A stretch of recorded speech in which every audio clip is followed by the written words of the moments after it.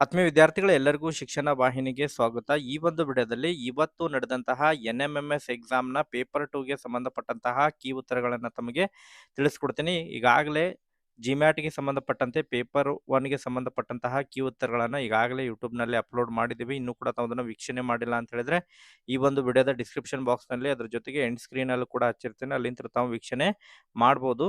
ಸ್ನೇಹಿತರೀಗ ಈ ಸ್ಯಾಟ್‌ಗೆ ಸಂಬಂಧಪಟ್ಟಂತೆ ಪೇಪರ್ 2ಗೆ ಸಂಬಂಧಪಟ್ಟಂತಹ ಕೀ ಉತ್ತರಗಳನ್ನು ತಿಳಿಸ್ತಾ ಹೋಗ್ತೇನೆ ಸ್ನೇಹಿತರೆ. ಮೊದಲನೇ ಭಾಗದಲ್ಲಿ ಫಿಸಿಕ್ಸ್ ಸೆಕ್ಷನ್‌ಗೆ ಸಂಬಂಧಪಟ್ಟಂತೆ ಆನ್ಸರ್ಸ್‌ಗಳನ್ನು ತಿಳಿಸ್ತೇನೆ. ಮೊದಲನೇದಾಗಿ ತಾವಿಲ್ಲಿ ನೋಡ್ತಾ ಇರುವ ಹಾಗೆ force applied per unit area is termed as ಅಂತ ಹೇಳಿ ಕೊಟ್ಟಿದ್ದಾರೆ. ಸೊ ಇದಕ್ಕೆ ಸರಿಯಾದಂತಹ ಉತ್ತರ ಅಂತ ಹೇಳಿದ್ರೆ ಇಲ್ಲಿ ಆಪ್ಷನ್ 1ನೇ ಪ್ರಶ್ನೆಗೆ ಸರಿಯಾದಂತಹ ಉತ್ತರ ಅಂತ ಹೇಳಿದ್ರೆ ಆಪ್ಷನ್ ಬಿ ಬರುತ್ತೆ. ಒತ್ತಡ ಬರುತ್ತೆ. ನೆಕ್ಸ್ಟ್ ಅದೇ ರೀತಿ 2ನೇ ಪ್ರಶ್ನೆ. ಸೊ 2ನೇ ಪ್ರಶ್ನೆ ಇಲ್ಲೇ ನೀಡಿರುವಂತಹ ದೂರಕಾಲ ನಕ್ಷೆಯನ್ನು ಗಮನಿಸಿ 9:30 AM-ಗೆ ರೈಲು ಕ್ರಮಿಸಿರುವ ದೂರ ಎಷ್ಟು ಅಂತ ಹೇಳಿ ಕೇಳ್ಯಾರೆ. ಸೊ ಇಲ್ಲಿ 9:30ಕ್ಕೆ ರೈಲು ಕ್ರಮಿಸಿರುವಂತಹ ದೂರ ಇಲ್ಲಿ ಆಪ್ಷನ್ ಡಿ ಸರಿಯಾದಂತಹ ಉತ್ತರ ಬರುತ್ತೆ. ಆಪ್ಷನ್ ಡಿ ಇದಕ್ಕೆ ಸರಿಯಾದಂತಹ ಉತ್ತರ ಬರುತ್ತೆ.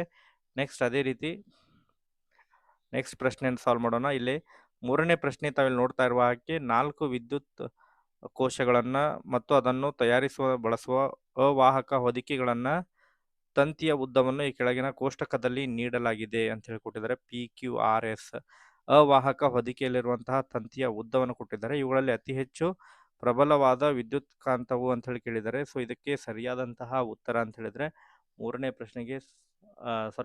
ಪ್ರಶ್ನೆಗೆ ಸರಿಯಾದಂತಹ ಉತ್ತರ ಅಂತ ಹೇಳಿದ್ರೆ ಆಪ್ಷನ್ ಕ್ಯೂ ಬರುತ್ತೆ. ಇಲ್ಲಿ ಆಪ್ಷನ್ ಕ್ಯೂ ಅಂತ ಹೇಳಿದ್ರೆ ಆಪ್ಷನ್ ಸಿ ಇದಕ್ಕೆ ಸರಿಯಾದಂತಹ ಉತ್ತರ ಬರುತ್ತೆ. ಓಕೆ, ನೆಕ್ಸ್ಟ್ ಅದೇ ರೀತಿ ಮುಂದಿನ ಪ್ರಶ್ನೆಯನ್ನು ಸಾಲ್ವ್ ಮಾಡೋಣ. 4ನೇ ಪ್ರಶ್ನೆ ಬೆಳಕಿನ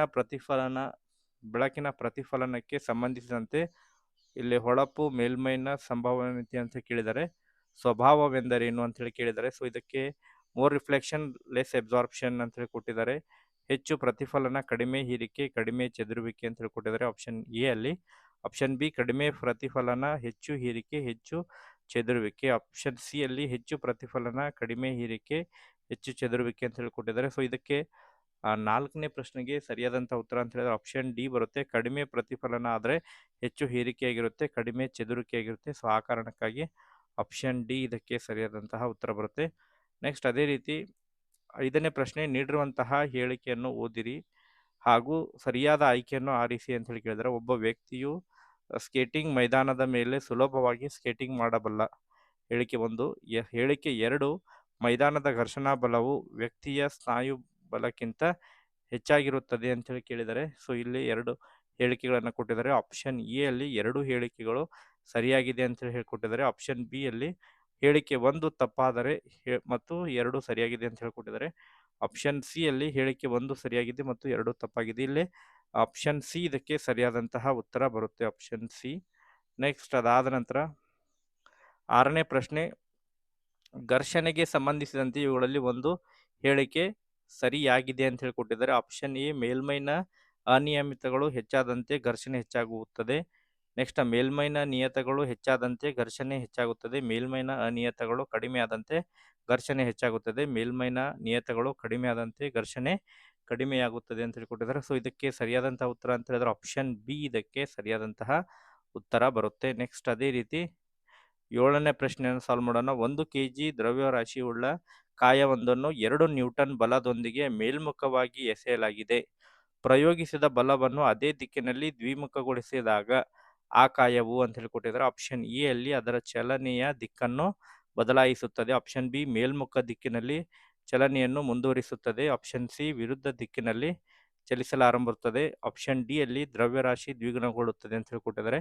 ಸೊ ಇದಕ್ಕೆ ಆಪ್ಷನ್ ಡಿ ಕರೆಕ್ಟಾಗಿ ಬರುತ್ತೆ. ಆಪ್ಷನ್ ಡಿ ಸರಿಯಾದಂತಹ ಉತ್ತರ ಬರುತ್ತೆ. ನೆಕ್ಸ್ಟ್ ಅದೇ ರೀತಿ 8ನೇ ಪ್ರಶ್ನೆನ ಸಾಲ್ವ್ ಮಾಡೋಣ. 8ನೇ ಪ್ರಶ್ನೆಯಲ್ಲಿ ತಾವು ನೋಡ್ತಾ ಇರುವ ಹಾಗೆ ವಿಮಾನವನ್ನು ಪಕ್ಷಿಯ ಆಕಾರದಲ್ಲಿ ವಿನ್ಯಾಸಗೊಳಿಸುವುದು ಹಿಂದಿನ ಕಾರಣಕ್ಕಾಗಿ ಅಂತ ಹೇಳಿ ಕೊಟ್ಟಿದ್ದಾರೆ. ಸ್ಥಾಯಿ ಘರ್ಷಣೆ ಕಡಿಮೆ ಮಾಡುವುದು, ಉರುಳು ಘರ್ಷಣೆ ಹೆಚ್ಚು ಮಾಡುವುದು, ಜಾರು ಘರ್ಷಣೆ ಹೆಚ್ಚು ಮಾಡುವುದು, ತರಲಗಳಲ್ಲಿ ಘರ್ಷಣೆ ಕಡಿಮೆ ಮಾಡುವುದು, ರೆಡ್ಯೂಸ್ ದ ಫ್ಲೂಯಿಡ್ ಫ್ರಿಕ್ಷನ್ ಬರುತ್ತೆ. ಇದಕ್ಕೆ ಆಪ್ಷನ್ ಡಿ ಸರಿಯಾದಂತಹ ಉತ್ತರ ಬರುತ್ತೆ. ಓಕೆ, ನೆಕ್ಸ್ಟ್ ಅದಾದ ನಂತರ 9ನೇ ಪ್ರಶ್ನೆ ಕೊಟ್ಟಿರುವಂತಹ ಚಿತ್ರದಲ್ಲಿ ಎಲ್ ಎಂ ಎನ್ನು 4 ಬಿಂದುಗಳನ್ನು ಬೇರೆ ಬೇರೆ ಎತ್ತರದಲ್ಲಿ ಜೋಡಿಸಿರುವಂತಹ 4 ನಲ್ಲಿಗಳನ್ನು ಪ್ರತಿಬಿಂಬಿಸುತ್ತವೆ ಅಂತ ಹೇಳಿ ಕೊಟ್ಟಿದ್ದಾರೆ. ಈ ನಲ್ಲಿಯಲ್ಲಿರುವ ನೀರಿನ ಒತ್ತಡವನ್ನು ಸೂಚಿಸುವ ಸರಿಯಾದ ಕ್ರಮ ಅಂತ ಹೇಳಿ ಕೊಟ್ಟಿದ್ದಾರೆ. ಸೊ ಇದಕ್ಕೆ 9ನೇ ಪ್ರಶ್ನೆಗೆ ಸರಿಯಾದಂಥ ಉತ್ತರ ಅಂತ ಹೇಳಿದ್ರೆ ಆಪ್ಷನ್ ಸಿ ಇದಕ್ಕೆ ಸರಿಯಾದಂಥ ಉತ್ತರ ಬರುತ್ತೆ. ನೆಕ್ಸ್ಟ್ ಅದಾದ ನಂತರ 10ನೇ ಪ್ರಶ್ನೆ ನೀಡಿರುವಂತಹ ಪಟ್ಟಿಯಲ್ಲಿ ಗಮನಿಸಿ. ಗಾರೆನೆಲ, ಸಿಮೆಂಟ್ ರಸ್ತೆ, ನಿರ್ವಾತ, ನಯವಾದ ಲೋಹ ಇವುಗಳಲ್ಲಿ ಘರ್ಷಣಾ ಬಲದ ಇಳಿಕೆ ಕ್ರಮ ಹೇಳಿದರೆ ಘರ್ಷಣಾ ಬಲದ ಇಳಿಕೆ ಕ್ರಮವನ್ನು ಜೋಡಿಸ್ಲಿಕ್ಕೆ ಕೊಟ್ಟಿದ್ದಾರೆ. ಸೊ ಇದಕ್ಕೆ ಸರಿಯಾದಂಥ ಉತ್ತರ ಅಂತ ಹೇಳಿದ್ರೆ ಆಪ್ಷನ್ ಬಿ ಇದಕ್ಕೆ ಸರಿಯಾದಂತಹ ಉತ್ತರ ಬರುತ್ತೆ. ನೆಕ್ಸ್ಟ್ ಅದಾದ ನಂತರ 11ನೇ ಪ್ರಶ್ನೆ ಕೆಳಗೆ ತೋರಿಸಿರುವಂತಹ ಚಿತ್ರದಲ್ಲಿರುವಂತೆ ಮೂಳೆಯ ಚೂಪಾದ ಭಾಗಕ್ಕೆ ಹೊಡೆಯುವುದರ ಮೂಲಕ ಕಬ್ಬಿಣದ ಮೊಳೆಯನ್ನು ಗೋಡೆಗೆ ಹೊಡೆಯಲು ಒಬ್ಬ ವಿದ್ಯಾರ್ಥಿಯು ಪ್ರಯತ್ನಿಸುತ್ತಿದ್ದಾನೆ. ಇಲ್ಲಿ 11ನೇ ಪ್ರಶ್ನೆಗೆ ಸರಿಯಾದಂಥ ಉತ್ತರ ಅಂತ ಹೇಳಿದ್ರೆ ಆಪ್ಷನ್ ಸಿ ಇದಕ್ಕೆ ಸರಿಯಾದಂತಹ ಉತ್ತರ ಬರುತ್ತೆ. ನೆಕ್ಸ್ಟ್ ಅದೇ ರೀತಿ 12ನೇ ಪ್ರಶ್ನೆ ಇಲ್ಲಿ ನೀಡಿರುವಂತಹ ಘಟನೆಗಳನ್ನು ಗಮನಿಸಿ. ಇಲ್ಲಿ ಸೂರ್ಯ ಮತ್ತು ಚಂದ್ರನ ನಡುವಿನ ಗುರುತ್ವಾಕರ್ಷಣ ಬಲ, ಆಮೇಲೆ ಶಿಲೆಗಳ ಸವೆತ, ನಿರ್ವಾತದಲ್ಲಿ ಚಲಿಸಿರುವಂತಹ ಬೆಳಕು, ಸೂರ್ಯನ ಸುತ್ತಲೂ ಚಲಿಸುವ ಗ್ರಹಗಳು ಘರ್ಷಣೆಯ ಪರಿಣಾಮಕ್ಕೆ ಒಳಪಡದೇ ಇರುವಂತಹ ಘಟನೆಗಳೆಂದರೆ ಅಂತ ಹೇಳಿ ಕೊಟ್ಟಿದ್ದಾರೆ.